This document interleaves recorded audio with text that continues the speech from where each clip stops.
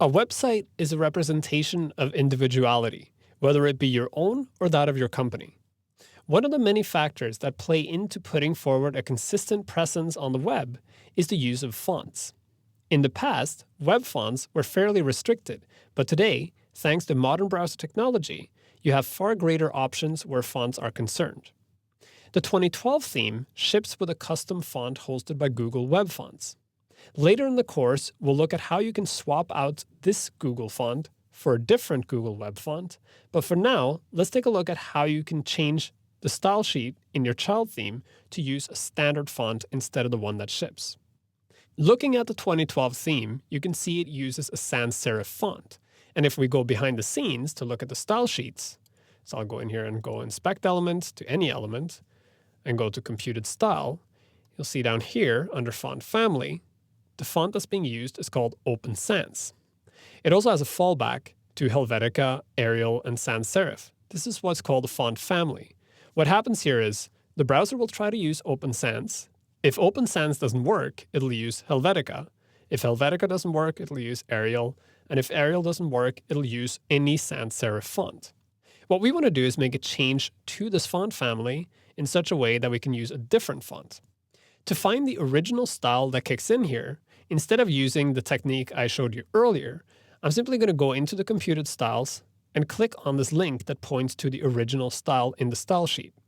It's right here. You see body, custom font enabled, and then you have the font family, Open Sans, Helvetica, Arial, sans serif. Directly above it, you'll notice that the body style also has a font family defined. This is because 2012 comes with two options. You can use a custom style, custom font enabled, or you can disable the custom font using code, and then the original styles will kick in. Right now, we're going to make a change to the body custom font enabled style. So I'll copy that style out, go into my child theme, and because this is a body style, it should be high up in the hierarchy. So I'm going to paste it in directly under the import call. So here we have the original style the way it was.